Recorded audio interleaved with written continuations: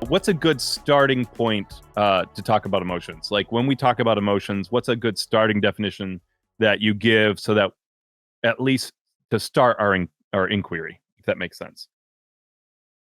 Yeah, well, that's a problem in itself, and it's the problem I deal with in the introduction. So, do we really need?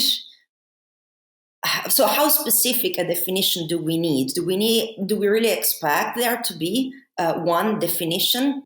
So that seems to be the assumption very often, but I disagree with that assumption. I don't think it's a good idea, or at least I don't think it's a good idea to start with an assumption like that of an essentialist kind. So the idea that we can find what really makes an emotion the thing that it is in a Platonic sense, right? So that we can get at the essence of the definition.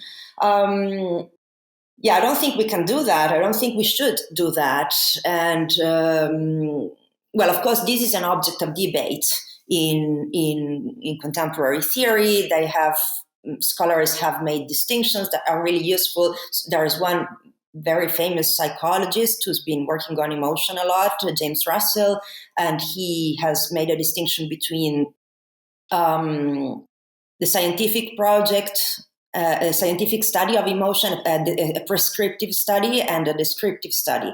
And as for the descriptive side of the project, he has claimed, he has argued that we should adopt a prototype theory of definitions. So we should look at best examples, but also be aware that there are not so good examples, that there are borderline cases, and I think is on the right track. So the concept of emotion, at least in folk psychology, is nothing that you can define by identifying a set of necessary and sufficient properties.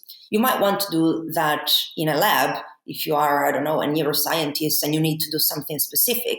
But if you're interested in the way people talk about their own affective experiences, then I think you have to give up a classical approach to definitions, so the essentialist approach to definitions.